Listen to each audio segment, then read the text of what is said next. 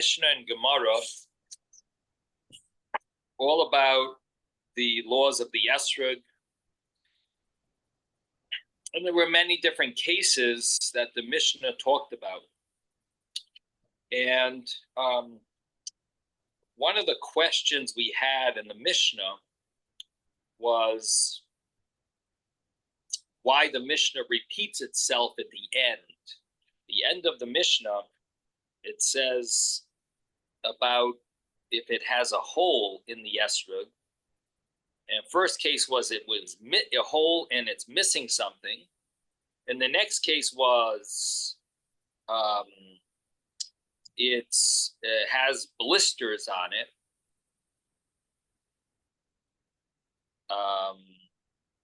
And the third case was about if the pitum fell off. So there were three cases. Let me just pull up the Mishnah here. Also chazazis al ruboy, that was one case, the blister on the majority of it. Nitla pitmasai, the pitum fell off. And then there was a nikev v'chaser kosher. And then there's a case of nikev, it has a hole in the esrog and it's missing something. And then the Mishnah, all those cases, it was invalid. And then the Mishnah repeated itself in a certain sense and says, but if it doesn't have those problems, it'll be kosher. And it goes through each one. That's in a certain sense repetitious because it's obvious, it's implied from the first part. Why do you need to repeat it? It says afterwards, it says, also chazazes al miyuta, if a blister comes on a minority of the esrog, or another case was not nital uktzai, the bottom, the stem part of the esrog came off, not the pitum, but the stem. Or a third case was nike v'loy cheser. It was it got punctured and it's not missing anything. For example, a pin was stuck into it and then pulled out. So in such a case, it'll be kosher. So we had asked in the Mishnah, those cases seem to be not necessary. Why does the Mishnah have to wait, spend time, take up space and write those cases? And I mentioned to you that the Ritva talks about this, and we're going to mention it. So now I'm going to share with you what he says. He basically explains that each case is needed because if not for the cases repeated, if not for the flip side of these cases where they're kosher, you actually might not have understood the initial law where they're invalid. What do I mean? So he explains that in the case of nike v'chaser, in that case where it's missing something and it's punctured and it's missing something, it's called chaser. A little of the esrog was removed. So you could learn that as two separate cases. If it just said that nike v'chaser, it's puzzle. If it just said that if it's punctured and it's missing something, it's invalid, you might learn that as two separate cases that it's invalid if you have a puncture, one case, and a second case is if it's missing something. Obviously, if it's missing something, it's a puncture. No, you could learn the puncture means it's punctured through and through, and then it's invalid. Or if it's not punctured through and through, but it's missing something, it's invalid. And that's how you would learn the Mishnah, that it's two separate cases, that a puncture going through and through would make it invalid even though nothing is missing from it. So the Mishnah has to repeat itself afterwards to tell you that if it's punctured and it's not missing anything, it's kosher. And according to that, you understand that it means that even though there's a puncture through and through, it's still going to be kosher. So it explains the first part of the Mishnah. Similarly, you could explain the nitla pitmasai, where the pitum came off, that by just saying the pitum, meaning that the top of the esrog came off, it's invalid. You might think that it's a large portion of the pitum has to come off. And when the Mishnah later tells us that only if the ukitz comes off, if the stem on the bottom comes off, it's kosher, it gives you the implication that it's not the way you initially understood it at first, but even a small part of the pitum comes off, even the shoshanta, which is just that tip, which I call the scab of the pitum, even if that comes off, there are opinions that it's invalid, and that would be one way of understanding why the Mishnah has to repeat itself, because it's explaining even in such a case it would be invalid. And then you have the case. What happens if the pitum comes off and you glue it back on? Maybe we'll wait for the Gemara. We'll have to look into that. But the reason why the Mishnah repeats itself now, we're understanding because it is explaining the initial case. Now, the other case that we mentioned was a chazazis, where there's a blister. The blister is on the majority of it, it's invalid. So why does the Mishnah have to then say, and if it's on a minority of it, it's valid? So the explanation there, the Ritva says, has to do with the fact that if it's on a minority, it's not always valid being a minority of the esrog. It has to also cover a minority area, which means that if you have them around a large area, so even though it's a minority of the esrog, but there are blisters that are like in extend that are separated from each other by a large amount, so it ends up that there's blisters covering a large segment of the esrog, even though there's area in between them that are not blisters. But that would also be a reason to make it invalid. So in other words, the minority is only if it's really the minority of the esrog. It's a minority of blisters, meaning the blister, the amount of space of the blisters as a minority, and they're only covering a minority part of the esrog. Only then will it actually be kosher. So it's adding a rule to tell you that it's kosher only if it's really a real minority. So that it's on the minority area. So which we'll see in the Gemara. So anyway, that covers the explanation of the Mishnah that I mentioned to you that we would explain. So that's Rabbi, one point here. Yes, Rabbi. Yes. What if the blisters are more on the top part as opposed to the bottom part? Because the top part is supposed to be more important. So we're gonna talk about this rule that I'm sharing with you.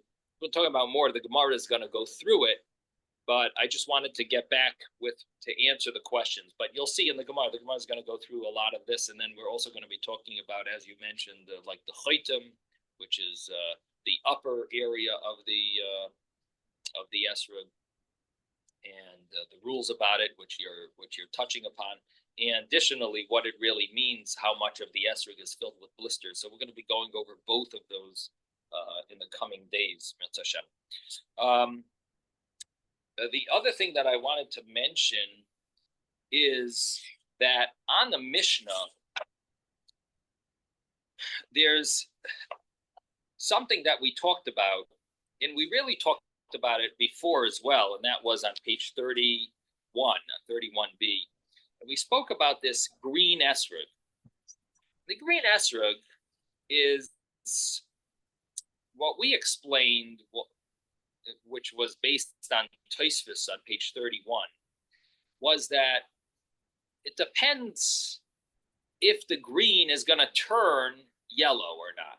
Is it going to stay green or is it going to turn yellow? If the green is going to turn yellow, then the green esrog, which could have been a problem of it's not grown enough, it's not finished its growing process, but if it's going to turn yellow after it's harvested, that means it has finished its growing process. And Taisa says such a green esrog is kosher. And that's the way he understands it. And it's based on that Gemara on page 31b that was talking about Rabbi Yehuda's opinion. And the Gemara there had mentioned that initially the problem the Gemara thought that Rabbi Yehuda holds of is that all these cases are problematic. All of the cases mentioned on page 31b are problematic because they're not beautiful. And one of those cases was the esrog that's green. An esrog that's green must be a problem because it's not beautiful. And that was the understanding in the Gemara, that it's not beautiful. And it wanted to prove that Rabbi Yehuda must hold that an esrog needs to be beautiful. That's what the Gemara tried to prove.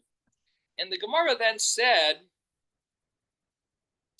that, no, that's not the reason why Rabbi Yehuda invalidates a green esrog. It's not because it's not beautiful. The Gemara said the reason is because it hasn't finished its growth process. It's not nigmar pera. It didn't finish growing. The fruit hadn't finished. And because of that, it's invalid. It has to be a finished fruit. And the Gemara there says that according to Rabbi Yehuda, a green esrog is invalid. And the conclusion there seems to be this reason, that it's not a finished fruit. And that's where Tosfos mentions this issue, that what about if you have a green esrog? Does that mean it's invalid? Tosfos says, no, even Rabbi Yehuda that says that, it has to be, that green is not kosher, that's if it's not going to return to the original green, it's not going to return, to turn yellow.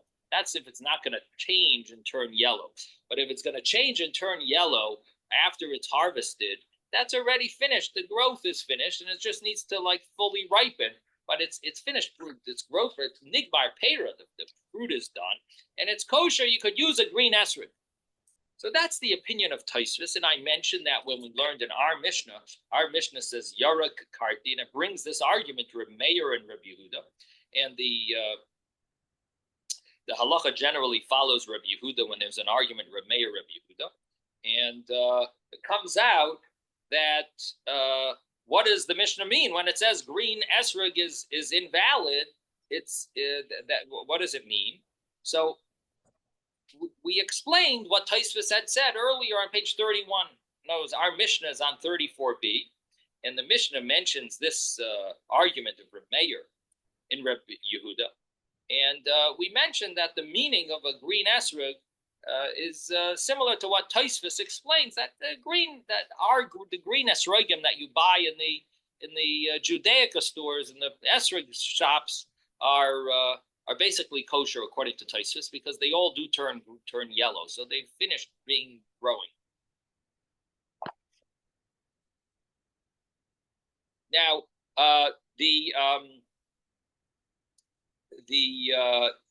there are other opinions, and that's what I wanted to mention. That's not the Tosfos's view is not the only opinion. There are other opinions, and the other opinions are based on the fact that the Gemara earlier on page 31b was dealing with figuring out if Rabbi Yehuda holds an esrog needs to be beautiful. That was what the Gemara was dealing.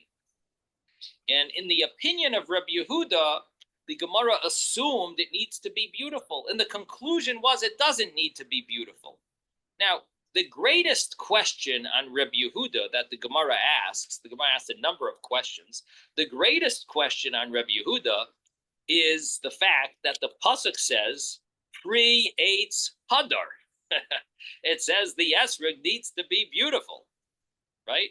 So that was one of the greatest questions on the Gemara's assumption that Rabbi Yehuda doesn't hold of hadar, and the Gemara seems to conclude that way, that Rabbi Yehuda doesn't hold it needs to be beautiful, doesn't need to be hadar, is the fact that the pasuk says hadar. The pasuk says by the esrog creates hadar. It's got to be beautiful. This is a beautiful fruit. But the answer the Gemara gave over there on 31b was, well, he doesn't learn that that's what the word hadar refers to, that it means beautiful. He holds that hadar means dar bi'ilana mishana l'shana. He says that hadar is from the word dar, that it dwells from year to year, which is the Gemara that we saw on page 35a. That Gemara, I'm sorry, yeah, 35a. The Gemara had all different interpretations of what hadar could imply, that it doesn't actually mean beautiful. So there was this opinion of Rabbi Yehuda that doesn't need to be beautiful. It needs to be, it needs to be able to dwell on its tree from year to year, and it refers to an esrog, and it doesn't necessarily mean beautiful in that case. So that was Rabbi Yehuda's. That was the Gemara on 31b, that it explained that the reason for certain issues with esrogim, the reason why certain esrogim are invalid, is not because of beauty, but rather because the fruit has not finished its growing process. And one of those cases was a green esrog. Now, the Rabbi, yes, the word hadar does it matter where the emphasis is, like hadar, like hadar haTorah? right. You don't say hadar haTorah. Right. So the way you read it in the Torah, yes, there is a specific way it's supposed to be read.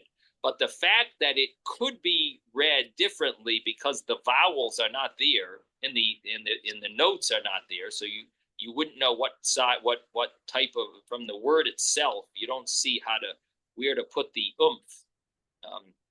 where to which part of the word to emphasize. So because of that, the Gemara can darshan it different ways. In other words, it leaves room for the Gemara to darshan it. So even though Rabbi Yehuda agrees that you do read it hadar, but he still translates it to mean hadar. And so that's the way the Gemara understands that he doesn't actually translate it to mean beautiful. That's the understanding of the Gemara.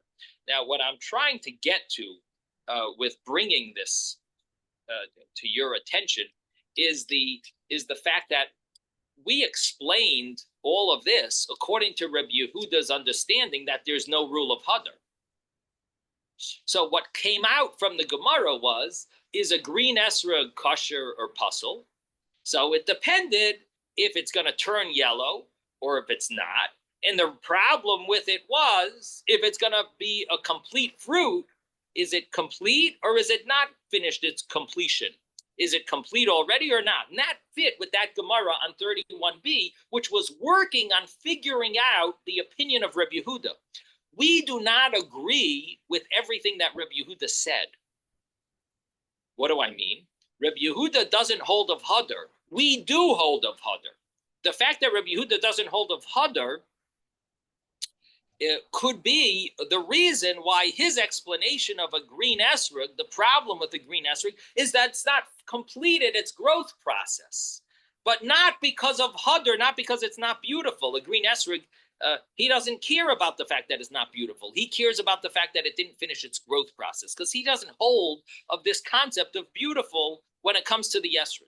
However, we who do hold of the concept of hadar, we might have an additional issue that the Gemara on page 31 doesn't address, because we do hold of hadar, that there's a law that the esrog needs to be hadar. So for us, there might be an additional problem with a green esrog. And if the problem is that it's not beautiful, so think about it. Would it make a difference if it's going to turn yellow in 2 weeks? If the issue is that it's not completed its growth process, then if in 2 weeks it's going to turn yellow, we'll say it did finish its growth process. But if you want to tell me that it's not beautiful, and in 2 weeks it's going to be beautiful, during Sukkot, you've used the non-beautiful esrog. That means that it was not kosher during Sukkot. So the fact that it'll get ripe, Tosfos's explanation that it's going to get ripe later, that works very nicely with the Gemara on page 31b that deals with the issue of completing its growth process. So if it's going to get ripe in a few weeks, it has finished its growth process. That's true. That's fine. That fits well. But that's only addressing one issue.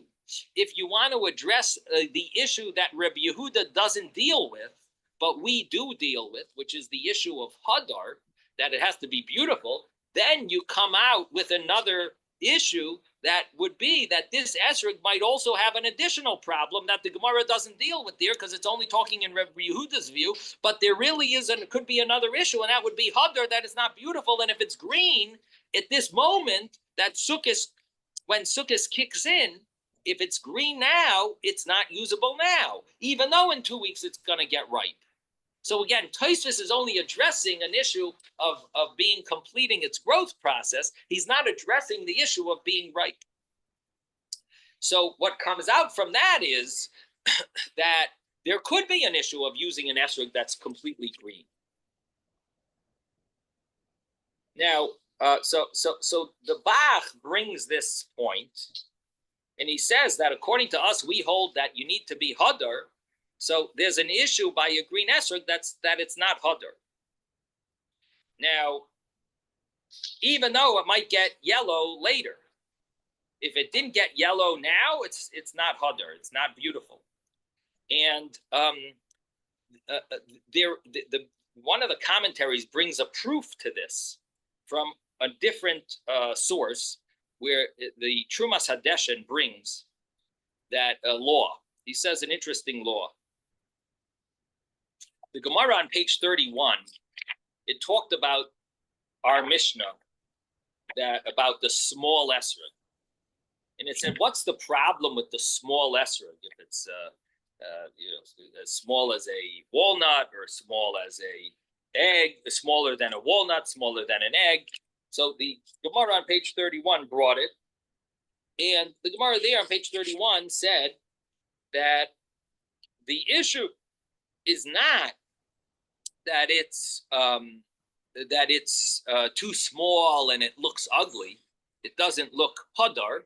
The issue there is it didn't finish its growth process, right? That was along the same lines as the green esrog. It is green. It's not valid, not because it's not beautiful, not because of beauty. It's because it didn't finish its growth process. The Gemara said the same thing about the small esrog. Initially, the Gemara thought, oh, it's not beautiful. Then the Gemara said, no, it's because Rabbi Yehuda doesn't hold a beauty. It's because it didn't finish its growth process. So one opinion says the growth process would be good enough if it's a walnut. The other opinion says the growth process will be good enough if it's the size of an egg. So in the Trumas Hadeshen, he brings an interesting case. He says, what happens if it's big enough?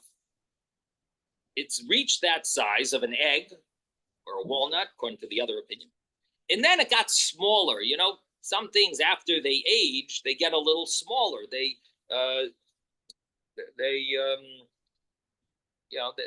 somehow get old and shrink a little. So the question is, would it be then kosher or non-kosher? It shrunk. The esrog shrunk. Maybe it was left out in the sun, whatever it was, it shrunk. Now, it's not the size of the egg. So now we have to think about what was the reason. Why did it need to be the size of the egg? It need to finish its growth process? So if it shrunk, what do you think? It finished its growth process. It even got old and it's shrinking, but it's finished its growth process. It was the size of an egg. So it should be kosher, according to page 31 in the Gemara, according to 31b, it should be good enough. The Trumas Hadeshen says, guess what? An esrog that shrunk below the size is invalid. What do you see from that Trumas Hadeshen, that opinion? Why is it invalid? It reached its complete growth process. It reached its complete growth size. Why is it invalid? It must be there's an additional issue. There's another issue that the Gemara on page 31 didn't address because it was only talking about Rabbi Yehuda's view, who doesn't hold of Hadar. But we that hold of Hadar hold that there's another issue, that it has to be beautiful, and such a small esrog isn't beautiful. So it comes out that if the Gemara there, when it talked about the small esrog, is not dealing with beautiful, but there could be an issue of beauty, and that's the Trumas Hadesh and Paskins, that there's a problem if a big esrog shrinks and it gets smaller than that size, it's not beautiful anymore, and it's not valid. So the same thing will apply to the green esrog, that if you have a green esrog that is maybe finished its growth process, because in 2 weeks it's going to be yellow, but at this point it's green, it's not beautiful, just like the small esrog is not beautiful. And at this point it won't be valid, because we hold you need to have hadar, even though the Gemara in 31b didn't deal with hadar, because Rabbi Yehuda doesn't hold of it. But we hold of hadar, we hold it needs to be beautiful. So for us, this would be a non-valid and invalid esrog. So that is the argument between the Bach and the and the other understanding, which seemingly is Tosfos's understanding, it seems that there are other commentaries that agree with the Tosfos, Magen Avram, and the Taz. They also argue with the Bach, and they say that no, the only issue is the growth issue, and they bring a proof from the fact that the Maharil says, don't take a green esrog unless it started getting yellow. So the Maharil writes in his laws of esrog that you want to wait till an esrog starts getting yellow, because seemingly the issue is that we're afraid, or he writes that maybe it's going to stay green and then you wouldn't have fulfilled the mitzvah. So wait till it turns a little yellow, so it won't be that it will stay in that color of green. So it sounds like the Maharil is paskening is like Tosfos. He's finalizing the law according to Tosfos, and the issue is it's not completed its growth if it's green, and if it started getting a little yellow, then it wouldn't. Then it's okay, because it means that the growth has already been done. It's fully grown, and it'll soon ripen to yellow. But in the meantime, it's fully grown and it's kosher. According to that Maharil, if the issue is not beautiful, it should be invalid until it's fully yellow. The fact that it's valid, according to the Maharil, as long as it began to become ripe, we see that he holds that there's not an issue of hadar. So the Maharil seems to follow the idea that we don't need hadar with regard, or the law, I shouldn't say we don't need hadar, that the law of hadar doesn't apply to this scenario. That it's the green is not an issue of hadar, like the Gemara implied and the Gemara seemed to say on 31b. Not like the Bach understands it, that the Gemara is only saying we're not going to address hadar, but it really is an issue of hadar. But the way the Maharil seems to learn is that there is no issue. Just because it's green, that doesn't mean it's not beautiful. And so the Magen Avram and Taz seem to follow the Maharil, and the Bach seems to follow this Trumas Hadeshen, where even though it doesn't quote the Trumas Hadeshen, but they seem to follow the same way of thinking, that the issue with green could be a valid issue. Valid issue. That's not a good way to say it. It could be a serious issue, and it would be an invalid esrog because it's not beautiful. So it could be a very serious issue having a green esrog. According to this, it comes out that it's a major machlokes about a green esrog.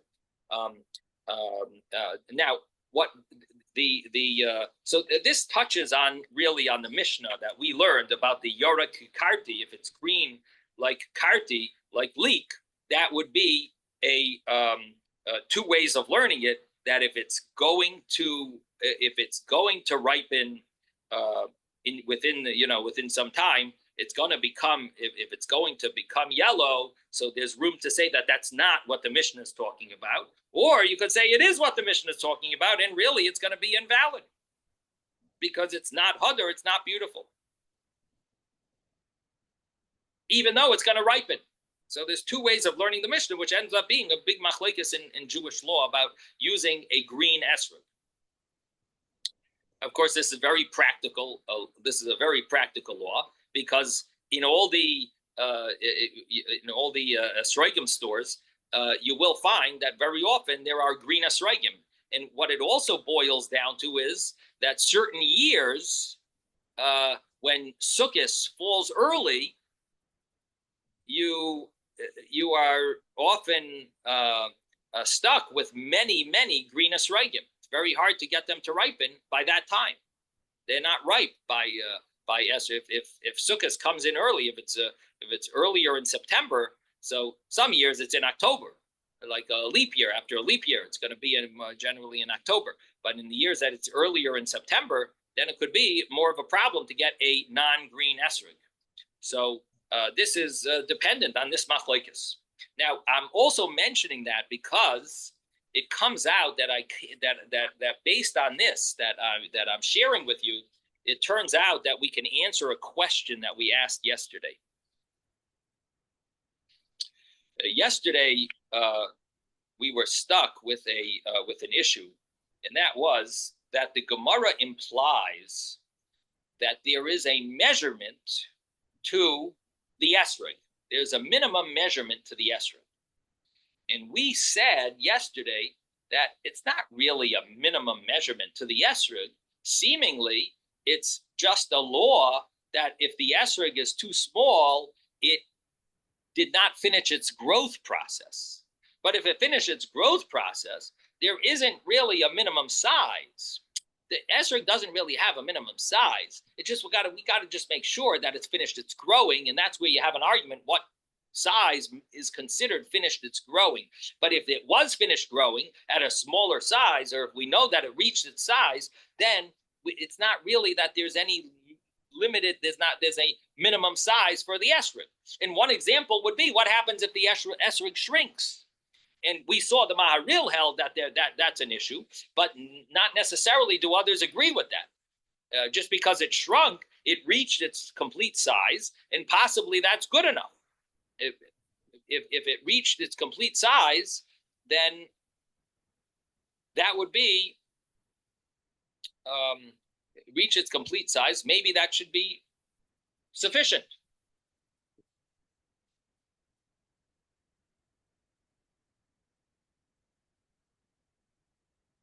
Just 1 second.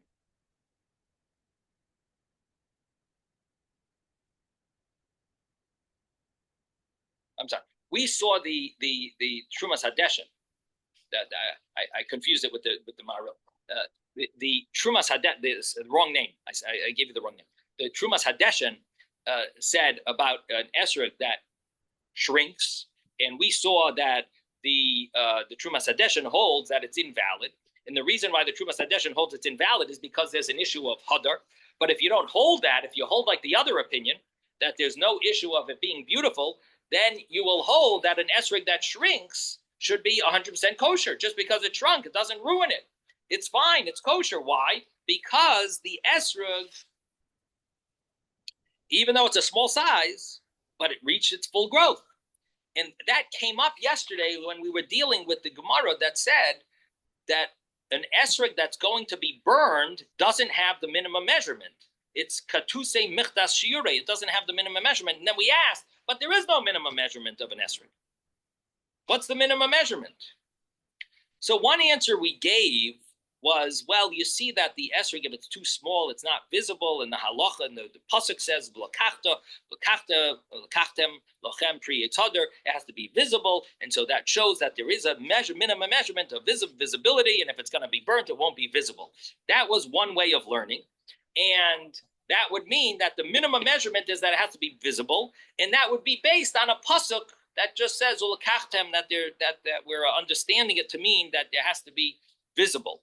But then there was this other way of understanding the reason why there is it needs to be visible is not based on a pasuk.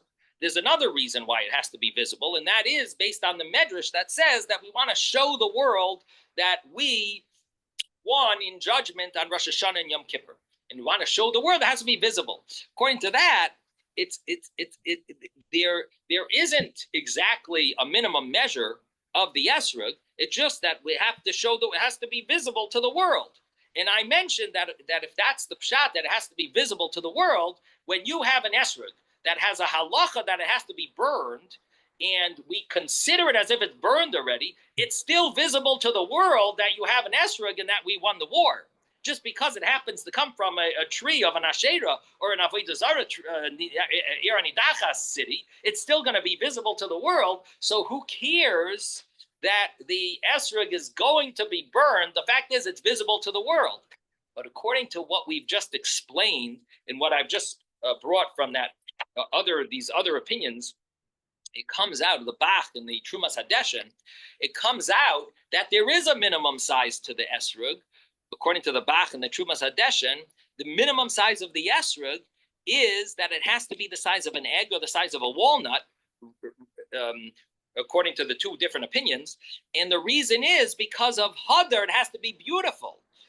An esrog, if it's less than that size, it's not beautiful. So according to those opinions, we could say that the esrog needs to be a minimum size, and if it's from an Asherah or an Irani Dachas, it doesn't meet the criteria of hadar, that it has a rule by hadar. So according to these explanations, we now have a new understanding. We can fit that medrash and explain that the Gemara here with the medrash, and we have a reason why the esrog has a minimum size. The concept of nicker, it has to be recognizable, and the reason would be for that medrash. That's fine; it has to be recognizable. But the problem with the Asherah tree esrog doesn't have a problem of being recognized. That's recognizable. It's very big. It happens to have a rule that it's going to be halachically small, but visibly it's very big, and that's what the idea of showing the world that we have that we won against the accusing angels, against the accuser. However, the fact that it's going to be burned and it's halachically considered that it's crushed and broken into pieces, that causes that it's not hadar, that it doesn't have the rule. The hadar causes it to be a halacha concept. In other words, nicker has to be recognizable for the nation, for everyone to see. That's something practical. But the law of hadar has a halacha that it's a halacha size, that hadar, if it's less than that size, it's not hadar. So that it's considered broken, that it's considered crushed, maybe could say, I'm just thinking, maybe you could say that it's not hadar, that it's not beautiful. On the other hand, maybe it's not a good pshat. Maybe it doesn't help us, because the fact is, it still looks nice. Maybe hadar is not it's not based on halachically hadar. It could be based on visibility. In other words, what is hadar? Hadar means to us it looks nice, or is hadar like a spiritual concept of hadar? If it's a spiritual concept of hadar, then you could say the fact that it's considered burned, it doesn't have that physical concept of that spiritual concept of hadar anymore. It's a thought. It could be that it's not 100% good answer, because hadar also could mean that it has to be physically beautiful, not just not the spiritual blemish that it has, that it's from an Asherah tree. Maybe it doesn't. It's not big enough. Practically, in other words, practically it's big enough, and just spiritually it's not. So then there's room to say that maybe this is not a good pshat, but I just wanted to share it. Maybe it is a good pshat. You can take it if you like it. Okay, comes out. So let's go over. So what we just concluded was that there is a very important machlokes about a green esrog, and it was based on the Gemaras that we learned. If the reason is only because it's not finished its growth, or if the reason also is because of hadar, that is clearly a machlokes in the commentaries and the Shulchan Aruch and so on. And we'll have to look in Shulchan Aruch what they conclude. Obviously, we've seen many people use green esrogim, so it seems to me like it's gonna be fine. But we'll have to see what the poskim, what the Shulchan Aruch says. And the Gemara that let's just go over the Gemara that we learned yesterday. So the Gemara that we learned yesterday, we spoke about the problem of the Asherah tree esrog and the Iranitachas esrog, that it's considered that it's burned and that it doesn't have the measurement. And we spoke at length about this. The measurement of the esrog, there doesn't seem to be a place where it says a clear measurement of the esrog, and possibly the measurement of the esrog is based on the fact that it has to be recognizable. That could be an understanding, or as I mentioned today, that you could that there is another measurement that is possibly based on the law of Hadar, that it has a measurement that it has to be the size of an walnut or a egg, based on the previous based on our Mishnah and the previous Gemara. Now that could be an additional reason, not just because of growth, not just because it needs to complete its growing process, but because of Hadar. The law of Hadar says that it has to be a certain size. Now, the next Gemara mentioned about Arla. In the Arla case, we had two reasons why an esrog of Arla might be a problem, or is a problem. Why is the Arla? Arla means the first 3 years of an esrog tree. Why is that an issue? So one issue is that an Arla esrog cannot be eaten. And the law of an esrog is that it has to be lochem for you, for your benefit, that you have to be able to use it for all your, it has to be eligible and able to be used for all types of benefits, including eating. And if it's not able to be eaten, it would not be good for an esrog. So that would be the reason, according to one understanding, ein ba heter achila. The other understanding was that it doesn't have a din moment, it doesn't have a monetary value, because an esrog that's Arla, you can't benefit from. You're not allowed to benefit from it, and therefore you can't sell it. It's not considered yours, and it won't be a valid esrog. Now, the Gemara initially understood these two reasons to be mutually exclusive, and each one is on its own, and you don't need they don't agree with the other. And the Gemara ended up saying that it can't be, because we find that Truma Tameya, an esrog that's from Truma, that's Tameh, so the law is that it's invalid. And on the one hand, Truma that's Tameh, Truma is the tithing that goes to the Kohen. If the esrog is from that produce that's being given to the Kohen, it's Truma, but it became Tameh, someone touched it and became impure, and so on. So such a thing such an esrog is not allowed to be eaten. However, you are able to benefit from the fire of such an esrog. If it was used as coal, as fire to burn, you would be allowed to benefit from it. So it comes out that it does have a value, but it's not able to be eaten, and it's not valid. So it must be that the opinion that holds that esrog needs to have a value would also have to hold that it has to be able to be eaten. Because otherwise, if he only holds that it has to have a value, then this esrog that's going to be used for fuel has a value, because you could benefit from the fuel of Truma Tameya esrog. And if he holds that it's puzzle, it's invalid, it must be that he also holds the issue of that has to be able to be eaten. So it comes out that by Arla, he has two reasons why it might be invalid, why it is invalid. According to one of the rabbis has two reasons why an Arla esrog is invalid. The one obvious reason is that it's not eligible to be eaten. It's Arla the first 3 years. And the other reason is it doesn't have a value to it. It's ein ba din mammon. It's ein ba shava pruta. It doesn't have a value to it, because you can't own it. You don't own it. It's prohibited to benefit from. It doesn't have a value, an Arla esrog. Okay, so it comes out that one rabbi doesn't agree with that about the value. He just says about the eating, that you can't eat it, it's not valid. The other rabbi says you have two problems. It's not valid because it's not valid, this esrog that's Arla, because two reasons: it's not able to be eaten and it doesn't have a value. And then the Gemara went through that. The Gemara went through. First of all, the Gemara says that these two opinions, one is Reb Chia bar Rav and the other is Rav Asi.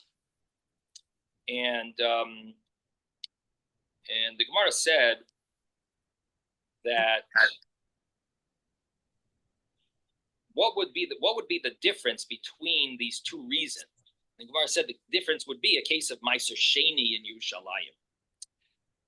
Meiser Sheni in Yerushalayim is an interesting case because Meiser Sheni, you're allowed to eat and you're supposed to eat it. However, there is a debate if it's called yours or not. It could be called Hashem's, and Hashem is letting you eat his food. So do you really own it? Reb Meir holds no. It's really Hashem's food. You're allowed to eat it. He's letting you eat it, but it's Hashem's food. It's mamoin gavoya. It's Hashem's money. The other opinion is the rabbis. The rabbis hold that it's mammon hedyet. It's the money of the owner. It's owned by the owner owns Meiser Sheni. This is the second tithing that you're not supposed to give to anyone. I mean, you're allowed to share it, but you're supposed to eat it in Yerushalayim and rejoice over it in Yerushalayim.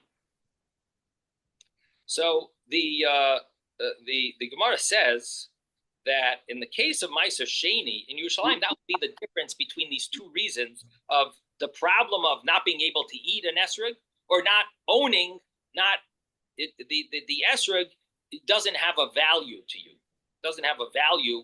You don't own any part of it. It's not shava pruta. There's no value to it, and therefore you can't be considered the owner of it. If it doesn't have a value, you can't be considered the owner. So these two reasons will be able to see the difference when it comes to the esrog of Meiser Sheni in Yerushalayim. So the Gemara says, according to Reb Meir, if it doesn't have, if the issue was that you can't eat it, so the esrog of Meiser Sheni you're allowed. If the issue of Arlo was he couldn't eat it, but the Meiser Sheni esrog, the second tithing esrog, you are allowed to eat it. It's a mitzvah to eat it. So it has heter achila. But the problem of ein badin mamain, if it doesn't have the monetary law, so according to Reb Meir, it's the esrog would be invalid if it's a Meiser Sheni in Yerushalayim. It would be invalid because it's called mammon gavaya. It's called Hashem's money. It means you don't have a ownership of it. It's Hashem's.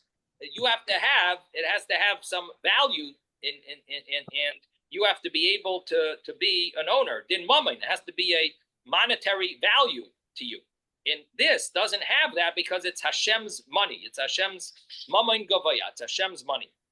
So the Gemara concludes that this would be a perfect example of a case that you see the difference between these two reasons. So one of the rabbis, which we're going to say is Reb Chia bar Ravin holds that the issue of Arla Esrog is only an issue of you have to be able to eat it. And therefore, an Arla Esrog is not eligible for it to be used. It's invalid because you can't eat it. What would be the law, according to Reb Chia bar Ravin, about an Esrog of Meiser Sheni? So we know Reb Meir holds it's called Mammon Gavaya, and the Chachamim hold it's called Mammon Hedyet. Meir holds it's Hashem's money. The rabbis hold it's your money. Would you be allowed to use an esrog that's from in Yerushalayim, that Meiser Sheni in Yerushalayim? Would you be allowed to use such an esrog according to Reb Chia bar Ravin? And the answer is yes, you would be allowed, even according to Reb Meir. It's Hashem's money, but I'm allowed to eat it. If I'm allowed to eat it, I can use it as an esrog. There's no problem. Reb Meir and the Chachamim, both I could hold that. But the other opinion, Rav Asi, who says that it has to have a monetary value, has to be a din mamoin, and the problem with Arla has an additional problem. If an esrog is the first 3 years, there's an additional problem of it. And what is that additional problem? That in the first 3 years of an Arla esrog, it has no value. It's prohibited to benefit from. So according to that, let's take that a step in. Let's take that idea and bring it into the law of Meiser Sheni esrog. When you have a Meiser Sheni, it has to have a value to it. It has to have that you own. It has to have a value that you own. So are you allowed to eat it? You're allowed to eat it. Do you own it? it would be a machloikis, the chachamim and Reb Meir. It would be an argument of the rabbis and Reb Meir. Reb Meir would say you don't own it, so therefore, just like an arla esrog, you don't own, you can't use it. So Reb Meir would say, Meiser Sheni esrog, you don't own, you can't use it for an esrog. The rabbis say, no, you do own Meiser Sheni. It's called your money. Okay, according to them, you would be allowed to use it. So according to Rav Asi, it turns out a machlokes Reb Meir and the Chachamim. According to Rav Chia bar Oven, it comes out that everyone agrees that it's permissible to use a Meiser Sheni, an esrog of Meiser Sheni. Okay, so the Gemara says it seems that Rav Asi must hold this way because he says that it's a machlokes. So if Rav Asi is the one who says it's an argument, it must be he follows that view that he holds you need to have a monetary ownership of it, and that would only fit that Reb Meir prohibits it according to Rav Asi. It would mean that, in other words, it must be if Rav Meir is saying that if Rav Asi is saying that Rav Meir holds it's prohibited, it must be because it needs to have that monetary ownership. That would be the only reason that Rav Meir would prohibit it. So we now figured out which rabbi is which opinion. We figured out that Rav Asi is the one that holds that you need to have a monetary ownership of it. Okay, now comes that next Gemara. And the next Gemara was just a continuation, really, of this, where it said Gufa, and this was on the bottom of 35a, and it's mentioned that Rav Asi's statement about esrog, that the esrog of Arla of esrog of Meiser Sheni, excuse me, an esrog of Meiser Sheni that is a machlokes Reb Meir and the Chachamim. And as we explained, that the esrog of Meiser Sheni, the issue is that you have to own it. And you have to have some value in it, and own some value in it. And according to Reb Meir, you wouldn't, because it's Hashem's money. According to the rabbis, you own it, so it's yours. So you could use this esrog of Meiser Sheni. Then the Gemara continued and said that that matzah would be the same law. Seemingly, this is Rav Asi probably continuing his statement.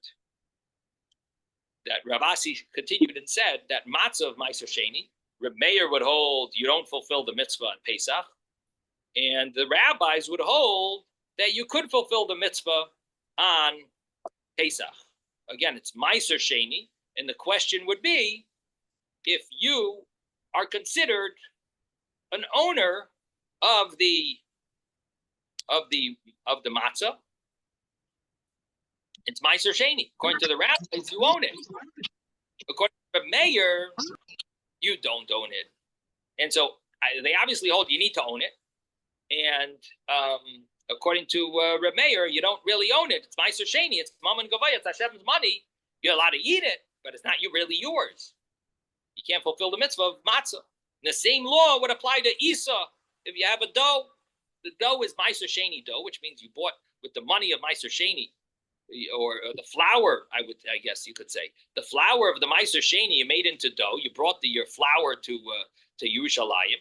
You made it into dough, and now you want to know about taking challah. Do you need to separate challah from it? So according to Reb Meir, Meiser Sheni is Mammon Gavaya. It's Hashem's money. It's not your dough. It's not a Risa Sechem. Your dough. It's Hashem's dough. You're exempt from challah. According to the rabbis, it's considered your dough. It's your dough, and he holds it's Mammon Hedgetz. It's your. If you're at somebody's house and you're having a meal together with them, and they hand you a piece of matzah, which you then eat, you don't own the matzah either. You're eating it with their reshus, and therefore I would assume you yoitza matzah if you're eating at somebody else's house. Well, the thing is like this. All the matzahs that we have a hechsher on it, and that means that they separated challah. They separated challah. The only issue that you have is when you buy that Rhodes dough that everyone loves to buy because it's you don't have to make any dough. You just buy these rolls that are frozen in Walmart, and it's real cheap.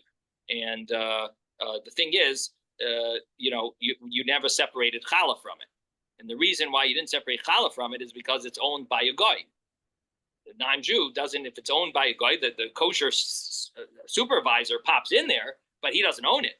So it's owned by a non-Jew. You don't have to worry about the separation. Or if you go, in the olden days, they would go to a goyish bakery, and they saw that they only used flour and water and salt in their bread.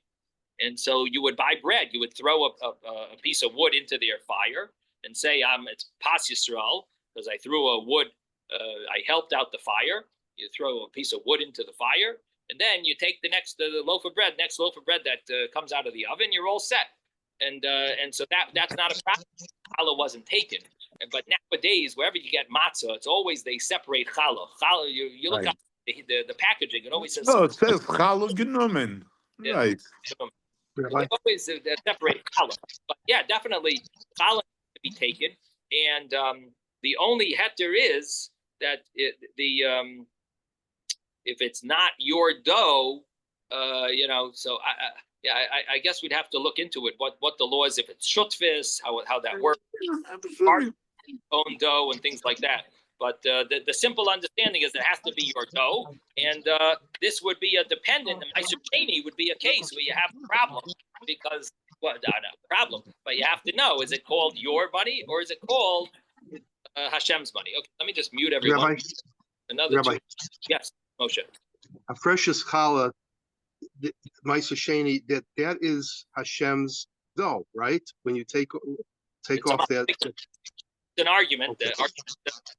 The mayor in the Pamim. Okay, the other thing I want to answer, in Tanais we talked about unconsecrated funds and consecrated funds.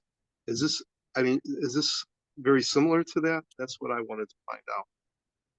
Because it seems like there's a similarity when we were talking about unconsecrated money that was given to people that they couldn't use it for certain reasons, and consecrated money. Yeah, no, this is not real. It's the question is what is the real legal status of this tithing? Is it considered yours, or are you considered a guest at Hashem's table? Okay, so I want to just go a little further. Let me just read two more minutes. Okay, so we're on the bottom of page 35a, and the Gemara asks a question here. We're on 4 lines up from the bottom, the last word on the line. 4 lines up from the bottom on 35a. It says, Maskifla, Rav Papa asks a question on Rav Asi's statement. He says, Bishloi Ma'isa, it's good, a dough. It's Ksiv Reishis Arisei Sechem. It says you have to separate challah, which is a certain portion, either 24. Well, according to the Torah, it's just any amount is good. But according to the rabbis, it's either 1/24 or 1/48 of the dough has to be separated to be given to the kohen. And so it says Reishis Arisei Sechem. It says the first of your dough you got to give. So it's yours, Arisei Sechem, your dough. So we understand that it has to be yours. Esrog Nami, Esrog also, we know, Ksiv Lochem, it says it has to be yours. Misha Lochem, it's got to be from yours. So I understand that according to Reb Meir, if it's not considered yours, that would be a big problem regarding using an Esrog of Meiser Sheni, because it's got to be yours, and this doesn't have it's not called your money, so it wouldn't be considered yours, according to Reb Meir. And again, we're following Rav Asi's understanding that it has to be that it's you have ownership. You have an ownership of that. It has you have a value in that esrog. It's not enough that you could eat it. It's got to be yours, that you own a portion. You own. It has a value of a shava pruta. At least it has some type of value to you, according to Rav Asi. So the esrog has to be lochem in that sense, that you got to own it. And here it's the esrog. It's got to be lochem, misha lochem. And if it's not yours, like Reb Meir's opinion that it's called Hashem's money, then it won't be valid. Ela matzah, but matzah miksiv matzaschem. Who says matzah on the first night of Pesach needs to be yours, that you have to own it? It's good enough. You got to eat matzah. So Amar Rabba Bar Shmuel Beitema Rav Yema Bar Shlemta Asya Lechem Lechem. We learn a Gzeira Shava Lechem Lechem that it says Ksiv Hacha Lechem Oini. It says here by matzah that you have to have poor man's bread. Ksiv Hasam, and it says over there, and now we turn the page to 35b. That when you eat from the bread of the land, and it's talking about challah, you should take a step. You should separate ma'ala halon, just like over there, mishal lochem, that it has to be yours in order for you to be obligated in separating from the dough. Mishal meiser, veloy mishal meiser, and it can't be meisers. So afkan here also that the matzah has to be yours, mishal lochem, veloy mishal meiser. It can't be from meiser, which means meiser sheni. It can't be the second tithing type. It has to be yours, really yours, at least according to Reb Meir, and therefore. The law would be, according to Reb Meir, that it is not fulfilling the mitzvah of matzah if it's meiser sheni. And of course, if you get matzah from Eretz Yisrael, it will say that we took truma and meiser, everything has been separated. And so, because any produce in Eretz Yisrael has extra laws about with all the tithings and so on. Okay, we're going to stop here. Sei gesund, everyone. Have a wonderful day. Thank you, Rabbi.